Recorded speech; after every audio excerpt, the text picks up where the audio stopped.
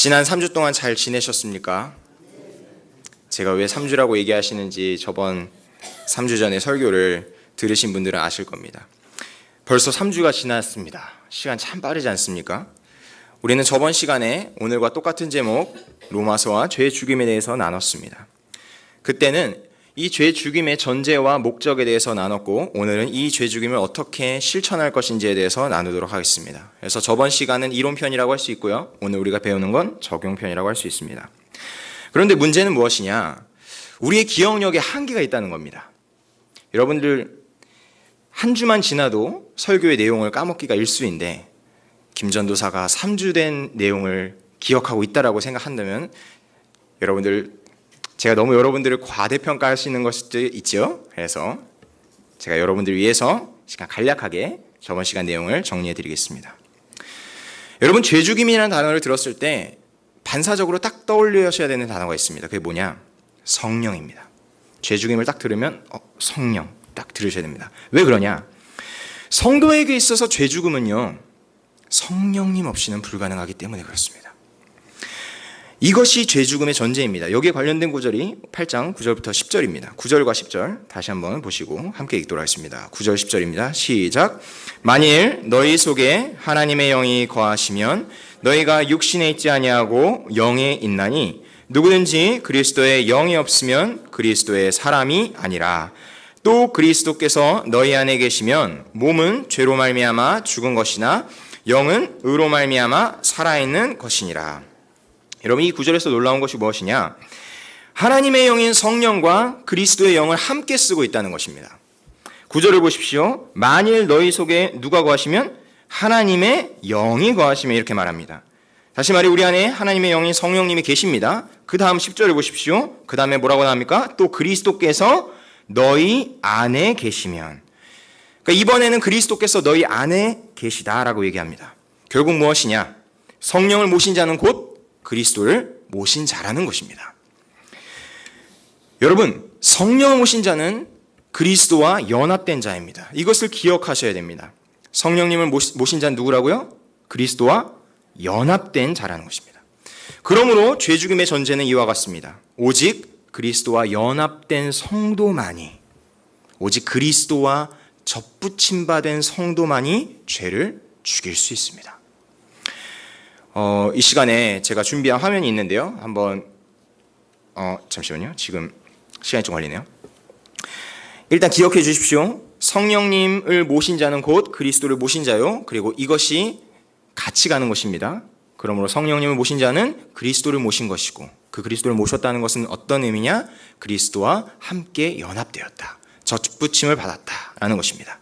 자, 그러면 이제 화면을 보도록 하겠습니다. 화면을 보시면 제가 준비한 구절이 있습니다. 우리 함께 읽도록 하겠습니다. 시작. 죄를 죽이기 위한 필수 불가결한 규칙과 원리는 그리스도에게 진실로 접붙임을 받지 않는 한 결코 어떤 죄도 죽일 수 없다는 것이다.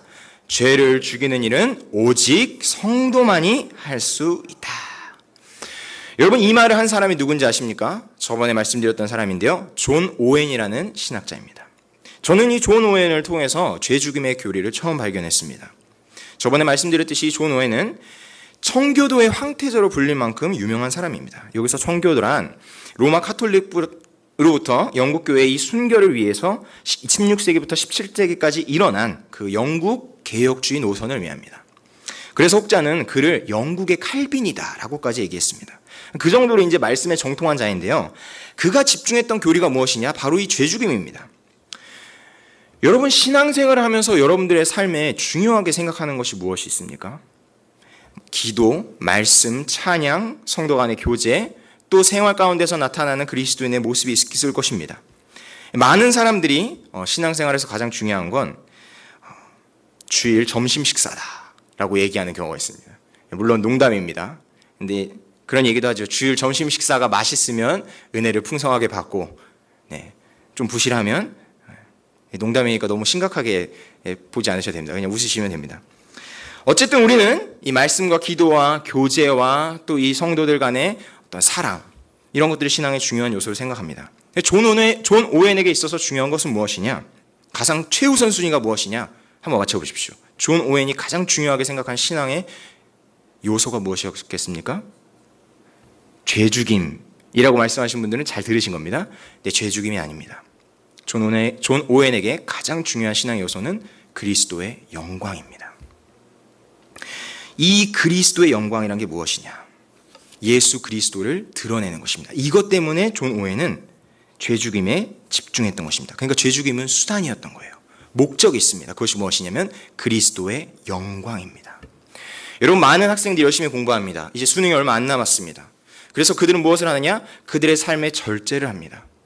자신이 하고 싶은 게임을 절제하고 만나고 싶은 친구들을 절제합니다.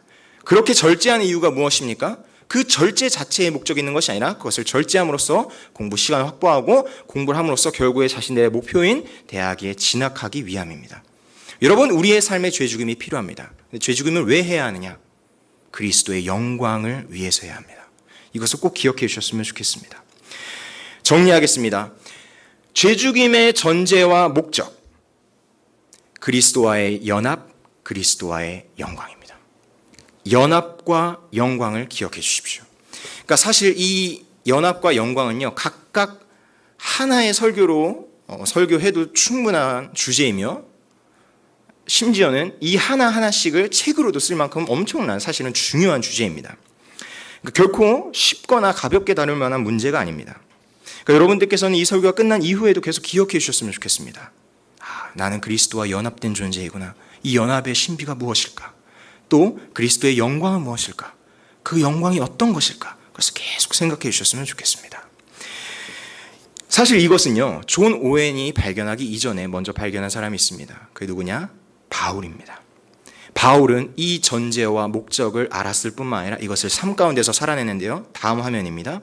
빌립보서 1장 20절부터 21절, 20절과 21절인데요. 화면에 나와 있습니다. 함께 읽죠. 시작. 나의 간절한 기대와 지금도 전과 같이 온전히 담대하여 살든지 죽든지 내 몸에서 그리스도가 존귀하게 되게 하려 하나니 이는 내게 사는 것이 그리스도니 죽는 것도 유익함이라. 아멘. 여러분들에게 익숙하신 구절이죠. 이것을 익숙하기 때문에 조금 낯선 버전으로 보겠습니다. 공동번역입니다. 그 다음 화면을 보시면 공동번역으로 똑같은 구절, 빌립보서 1장 20절과 21절입니다. 함께 읽습니다. 시작. 나의 간절한 기대와 희망은 내가 무슨 일에나 부끄러움을 당하지 않고 늘 그러했듯이 지금도 큰 용기를 가지고 살든지 죽든지 나의 생활을 통틀어 그리스도의 영광을 드러내는 것입니다. 나에게는 그리스도가 생의 전부입니다.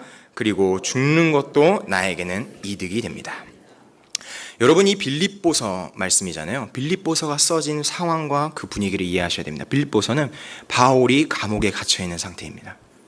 그가 곧 죽음을 당할 수도 있는 상황에 있었습니다.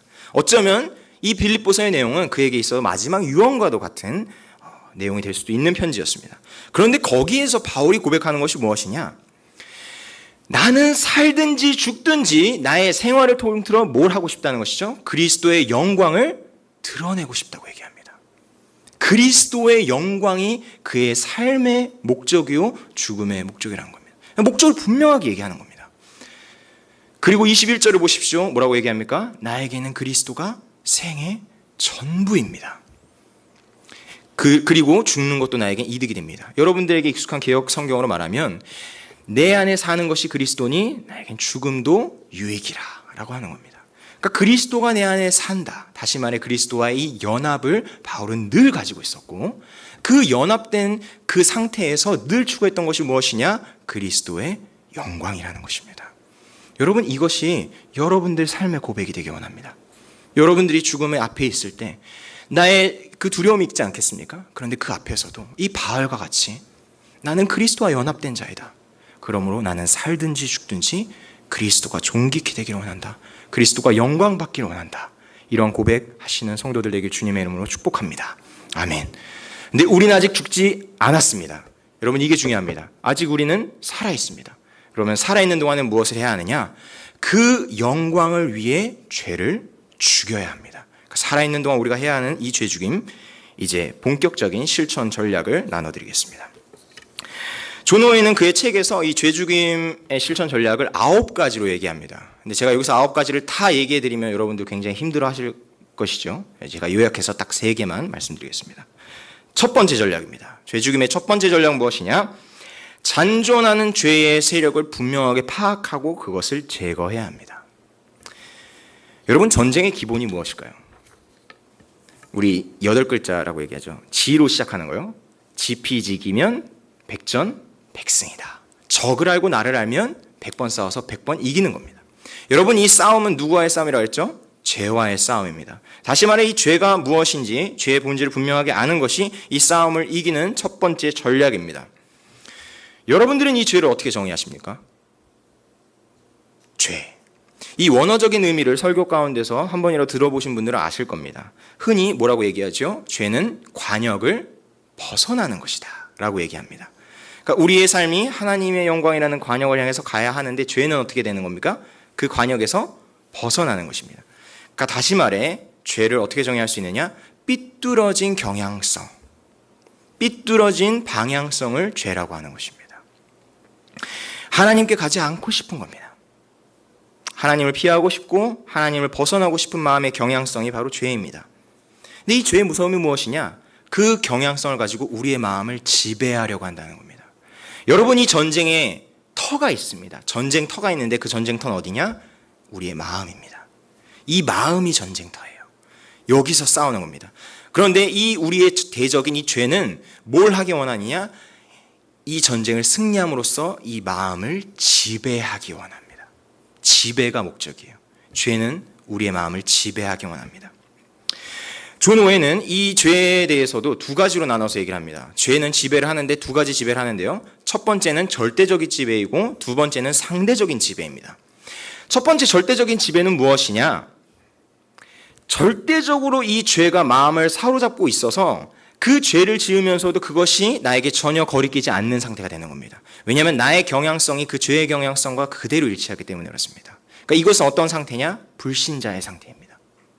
그러니까 불신자들은요, 하나님 믿지 않는 자들, 성령을 모시지 않는 자들에게는 죄가요 자연스럽습니다. 그들은 죄를 죄로 느끼지 않습니다. 죄를 느끼는 것이 오히려 편한 삶이고 그들에게 있어서는 좋은 것입니다. 그러니까 죄가 걸리적거리지 않아요. 그런데 신자인 우리들, 죄가 어떻습니까? 우리를 불편하게 합니다. 우리에게 걸리적거려요. 왜 그렇습니까? 우리 안에 성령님이 계시기 때문에 그렇습니다. 그러니까 다시 말해서 우리는 이 죄의 절대적인 지배로부터 벗어난 자들입니다. 이해가 되셨죠? 성령을 모신 신자들, 다시 말해 중생한 성도들은 이 죄의 절대적인 지배로부터 벗어났습니다. 이것이 구원이고 이것이 은혜입니다. 여러분, 우리는 그것을 벗어난 상태입니다. 그래서 불신자들과 우리가 다른 상태가 된 겁니다. 그들에게 있어서는 죄는 거리끼지 않는 것이지만 우리는 거리끼는 것입니다. 그래서 죄를 지으면 불편하고 그 향한 어떤 불편한 감정이 일어나게 되는 것이죠. 자, 제가 말씀드렸습니다. 죄의 절대적인 상태에서 우리는 벗어났다. 그러면 전사님, 죄의 절대적인 상태에서 벗어났는데 못하러 죄와 싸웁니까? 왜 죄와 싸워야 합니까? 이렇게 얘기할 수 있습니다. 두 번째 상태가 남아있기 때문입니다. 그것이 무엇이냐? 상대적 상태입니다.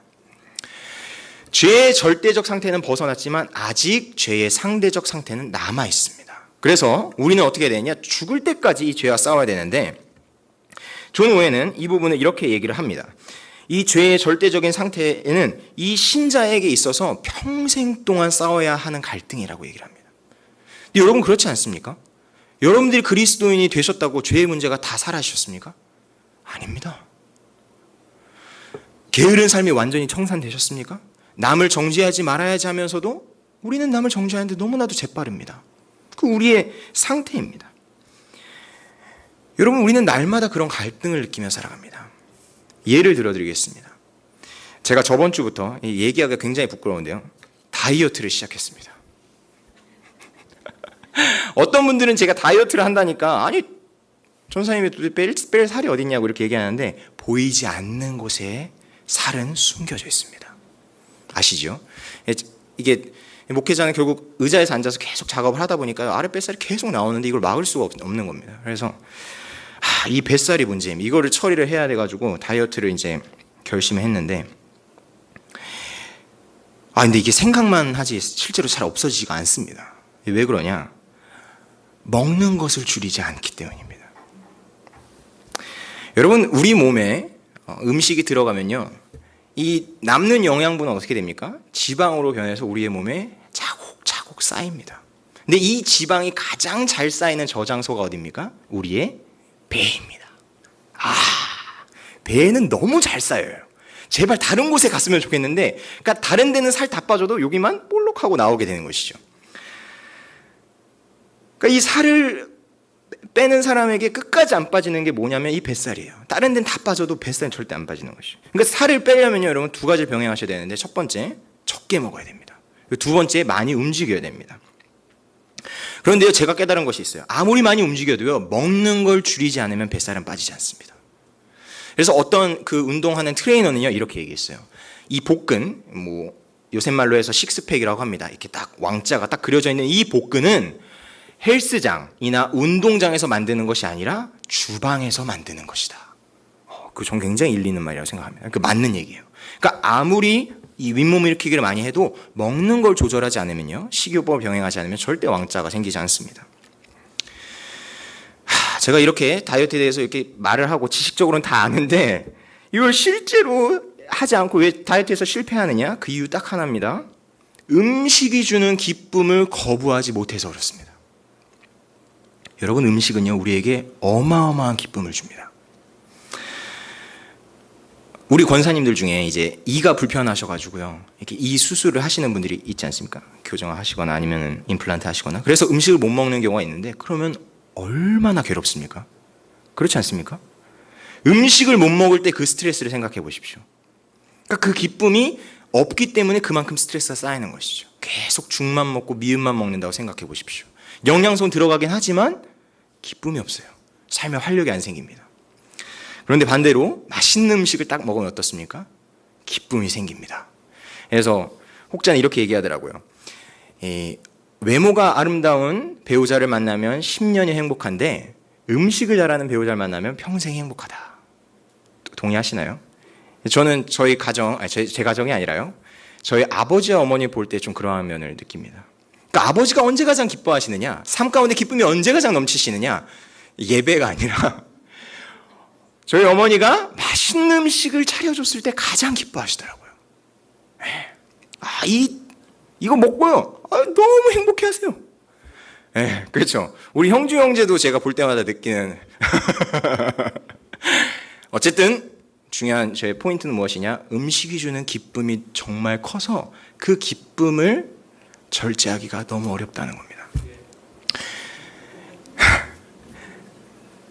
죄가 주는 유혹이 이것과 같습니다. 여러분, 죄는요, 우리에게 기쁨을 약속합니다. 죄를 지으면요, 기뻐요. 그게 죄의 무서움입니다. 죄를 지었을 때 괴롭기만 하면 죄를 절대 지을 사람은 아무도 없을 겁니다. 그런데 죄는요, 기쁨을 줍니다. 그래서 이 죄가 무서운 것이에요. 그런데 그 기쁨은 어떤 기쁨입니까? 단기적인 기쁨이죠. 짧은 기쁨입니다. 그런데 어쨌든 기쁨을 주기 때문에 제가 다이어트를 결심함에도 불구하고 그 음식이 주는 그 짧은 기쁨을 위해서 제가 이 거부해야 하는 것을 거부하지 못하듯이 우리도 죄를 그렇게 받아들인다는 것이죠. 그러니까 여러분들께서 첫 번째로 파악해야 되는 전략이 무엇이냐? 죄의 기쁨 이면에 숨겨진 괴로움을 보셔야 합니다. 이게 첫 번째예요. 이거를 발견하지 못하시면은 죄의 기쁨에 사로잡혀서 신자임에도 불구하고 계속해서 죄와 더불어 살 수밖에 없습니다. 기억하십시오. 첫 번째 전략, 죄의 본질을 파악하는 것인데 죄의 겉면에 있는 기쁨 속에 있는 이면의 괴로움을 보셔야 합니다. 근데 이걸 어떻게 보느냐? 그것이 두 번째 전략과 연결되어 있습니다. 그것은 무엇이냐면 그리스도의 영광이 주는 기쁨을 맛보는 것입니다. 그리스도의 영광이 주는 기쁨을 맛보십시오. 그러면 이제 여러분들 안에도 궁금증이 생길 것입니다.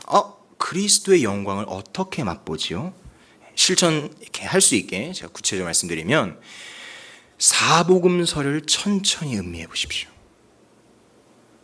사복음서는 누구에 관한 얘기입니까? 예수 그리스도에 관한 얘기지요. 특별히 성경은 다 예수 그리스도에 관련된 얘기지만 사복음서는 예수 그리스도에 관해서 아주 자세하게 잘 기록되어 있습니다. 그런데 이것을 제가 뭐라고 얘기했느냐? 사복음서를 읽으십시오라고 하지 않고 뭐라고 했습니까? 천천히 음미하라고 얘기했습니다. 여러분, 이게 다릅니다. 다시 말해서 기쁨을 맛보기 위해서는요, 여러분들 음미하셔야 돼요. 그냥 읽고 넘어가려는 그런 걸로는 되지 않습니다. 정말 이것을 맛있는 음식을 먹는 것처럼 즐기셔야 합니다.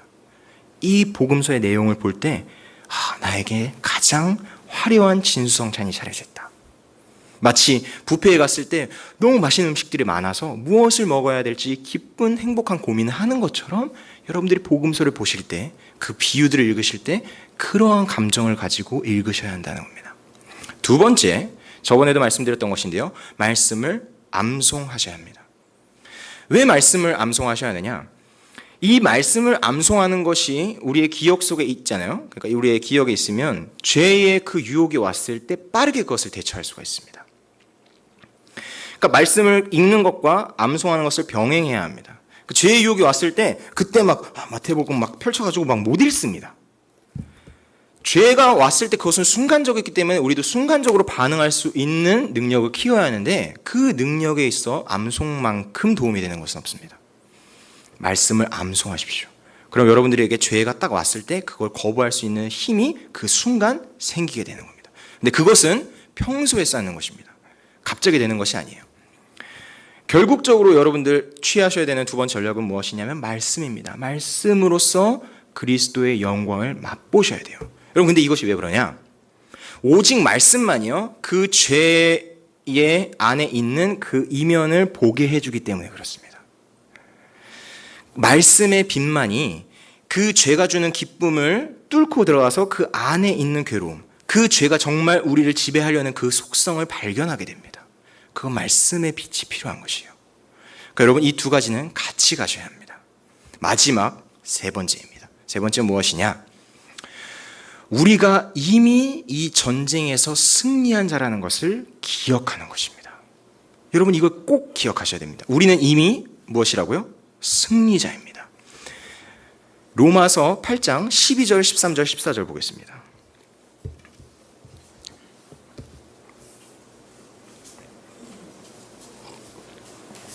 (12절) (13절) (14절) 함께 읽습니다. 시작. 그러므로 형제들아, 우리가 빚진 자로 돼 육신에게 져서 육신대로 살 것이 아니니라. 너희가 육신대로 살면 반드시 죽을 것이로되 영으로서 몸의 행실을 죽이면 살리니 무릇 하나님의 영으로 인도함을 받는 사람은 곧 하나님의 아들이라. 아멘. 여러분, 여기서 죄 죽임의 명령은 어디에 나옵니까? 몇 절에 나오죠? 13절에 나옵니다. 뭐라고 얘기하죠? 너희가 육신대로 살면 반드시 죽을 것이로되 영으로서 몸의 행실을 어떻게 하라? 죽이라. 그래서 여기서 죄 죽임의 교리가 나온 겁니다. 존 오웬이 이 말씀에서 그걸 뽑은 것이에요. 그런데 이 13절을 둘러싸고 있는 12절과 14절을 보십시오. 12절에서는 뭘 얘기하고 있습니까? 너희가 어떤 존재인지를 말해주고 있습니다. 그러므로 형제들아, 우리가 빚진 자로 돼 육신에게 빚진 건 아니다.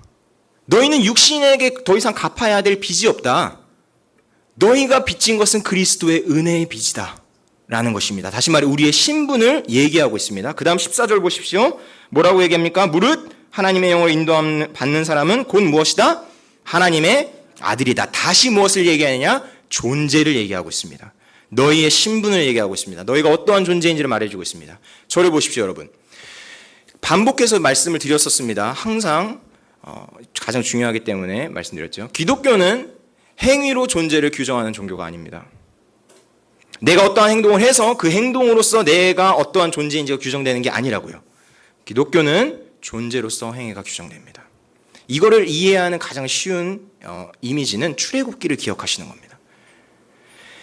이스라엘 백성들이 이집트에서 구원함을 얻을 때 그들은 십계명을 받았습니다. 다시 말해서 시내산에서 언약을 받았어요. 모세 언약을 받았죠. 그런데 이 순서를 보십시오. 율법이 있기 전에 구원을 받았습니까? 구원을 받고 율법을 받았습니까? 구원을 받은 이후에 율법이 온 겁니다. 이 순서가 중요합니다. 다시 말해서 이 율법을 1번부터 10번까지 하나하나 다 지켜서 그래, 너는 이제 수준이 되었구나, 이제 내가 너희를 구원해 줄게 하고 하나님이 이집트에서 구원한 게 아니라고요. 구원을 하시고 그 구원받은 백성을 향해서 너희는 이러한 존재다라고 얘기하는 게 십계명이라는 겁니다. 이해가 되셨죠? 그러니까 다시 말해 우리의 행위가 아니라 우리의 존재를 먼저 주님은 얘기하십니다. 너희는 이러한 존재야. 너희는 구원받은 존재야. 너희는 성령을 모시는 존재야. 너희는 그리스도와 연합된 존재야. 그러니까 너희는 죄를 죽여야 한다. 이해가 되셨습니까? 그런데 이 존재에서 정말 놀라운 것이 무엇이냐면 우리는 이미 승리자라는 것입니다. 우리는 이미 승리했어요. 왜냐? 그리스도가 승리했기 때문입니다. 그리스도가 죄에게 졌습니까? 아닙니다, 여러분. 그리스도는 죄에 영원히 승리하신 승리자이십니다. 우리는 그 승리자와 함께 연합된 자입니다. 그럼 여러분, 우리는요, 이미 이긴 게임하고 있는 겁니다. 이미 이긴 게임이에요. 다 이겼어요, 여러분. 우리가 이긴 게 아니라 그리스도가 이기셨기 때문에 우리는 거기에 참여하고 있는 너무 손쉬운 것이죠. 그런데 어려운 것이 무엇이냐? 이 삶이라는 게 죄에 질 때가 또 많이 있잖아요. 알겠습니다. 이 이론적으로는 알겠는데 죄에 질 때가 있잖아요. 근데 그때 여러분들은 어떻게 하시면 되냐? 박영성 목사님의 그 표현을 빌리겠습니다. 머리 콩 하시고 아이고 멍청아, 아이고 바보야 이렇게 하시면 됩니다. 이해가 되셨어요? 그러니까 여러분들이 어떤 길을 가시다가 뭐 핸드폰이나 이런 거 하셔서 정신이 팔려가지고 다른 길로 들어갔어요. 그러면 나는 죽을 죄인이요 막 이럽니까? 아니죠. 아이고 내가 잘못 들어왔네. 다시 백하면 됩니다. 그렇죠. 그리고 다시 길로 가시면 되는 거예요. 이해가 되셨나요? 왜 제가 이런 말씀을 드리느냐? 우리가 죄와 싸움에 있어서 우리를 가장 힘들게 하는 것 중에 하나가 죄책감입니다. 그런데 어떤 분들은 죄책감을 너무 심하게 가지셔서 마치 내가 구원을 잃어버린 것과 같은 죄책감을 가지실 수가 있어요. 전사님, 저는 죄인입니다. 저는 구원받지 못할 것 같아요. 저는 너무 일상 가운데서 죄를 많이 짓습니다. 여러분, 그건 아니라는 거예요. 그러실 필요가 없다는 겁니다. 왜냐? 우리는 이미 존재적으로 승리자의 존재가 된 것이기 때문에, 구원받았기 때문에, 성령을 모시고 있기 때문에, 그리스도와 연합되었기 때문에. 그러니까 여러분들 이 죄를 바라보는 시각이 달라지셔야 돼요. 패배자로서 죄를 두려워하면서 하는 것이 아니라 이미 내가 이긴 게임이다. 그러니까 드라마의 마지막 결론을 아는 사람은 주인공의 위협에 대해서 떨지 않습니다. 결론은 이미 알잖아요. 주인공은 절대 죽지 않잖아요. 어떤 고난을 당해도 거기에 대해서 너무 크게 불안해하진 않는다. 뭔가 긴장은 되지요. 그렇죠. 우리도 삶 가운데 그렇습니다. 긴장은 있을 수 있어요. 그거는 유지하셔야 됩니다. 이것을 적절하게 잘 표현하는 것이 이제 부모님과 자녀의 관계입니다. 여러분, 자녀가 잘못을 범했다 그래서 그 자녀의 신분이 바뀝니까? 막 호정에서 판다고 얘기하지만 실제로 파지 않습니다. 아무리 나쁜 짓을 해도 내 자식인 겁니다. 저는 자녀라서 느끼는 것 같아요. 그렇죠. 우리 부모님이 아직 저 안 버리셨잖아요. 네. 왜? 내가 낳은 아들이니까. 내 아들이니까. 뭘 해도 내 아들이란 건 변하지 않는 겁니다. 하나님께서 우리를 이렇게 낳으셨습니다. 그리스도를 통해서 우리를 영접 받아들이셨을 때 이것은요, 변하지 않는 것입니다. 너가 어떤 행동을 했다 해서 아유 가라, 이게 아니라 그래도 내 아들인 것입니다. 그럼 자연스럽게 우리의 반응은 어때야 합니까? 방종하는 아들은 어떻습니까? 아무리 해도 아빠가 날 안 버리네. 그러고 막 나쁜 짓을 하겠죠. 근데 진짜 아들은, 진짜 자녀는 어떡합니까? 그 마음을 헤아리기에, 그 마음을 알기에 거기에 더 순종하려고 하는 것이죠. 그러니까 이 시각의 차이가 엄청난 겁니다, 여러분. 우리는 승리자입니다. 기억해 주십시오. 승리자입니다. 이제 결론의 말씀 드리겠습니다. 여러분, 결국은요, 이 전쟁은 기쁨에 관련된 전쟁입니다. 죄가 주는 기쁨을 누릴 것인가? 그리스도의 영광이 주는 기쁨을 누릴 것인가? 제가 이것을 배운 것은요, 미국의 또 유명한 목회자인 존 파이퍼입니다. 저는 그분의 책을 통해서 이 싸움이 기쁨을 위한 싸움이라는 것을 깨달았습니다. 그러니까 그분은 자기 자신을 뭐라고 표현하면 자기는 기쁨의 신학자다. 기쁨을 위해서 사는 신학자다, 이렇게 얘기를 하는데요. 그러니까 그분이 또 영향을 받은 사람이 있습니다. 이게 또 누구냐면 C.S. 루이스라는 사람이에요. 자꾸 이렇게 외국 사람 얘기해서 죄송합니다. 내용을 말하고 싶은데 무슨 이야기를 하고 싶냐. 이 C.S. 루이스라는 작가가 아주 적절한 비유를 했어요. 그게 어떤 비유냐면 어린아이가 진흙탕에서 놀고 있는 거예요. 진흙탕에서 놀고 있어서 그 표현으로 이제 진흙 쿠키를 막 만들고 있어요. 그래서 막 이제 막 쿠키 막 만들고 너무 재밌는 거예요. 막 온몸이 막 다 더러워졌겠죠. 근데 그걸 본 어머니가 진흙탕에서 그 조그마한 도랑에서 노는 게 안타까워가지고 바다로 데려가려고 합니다. 그러니까 바다는 물이 가득하고 훨씬 모래도 많고 놀 게 훨씬 많지 않습니까?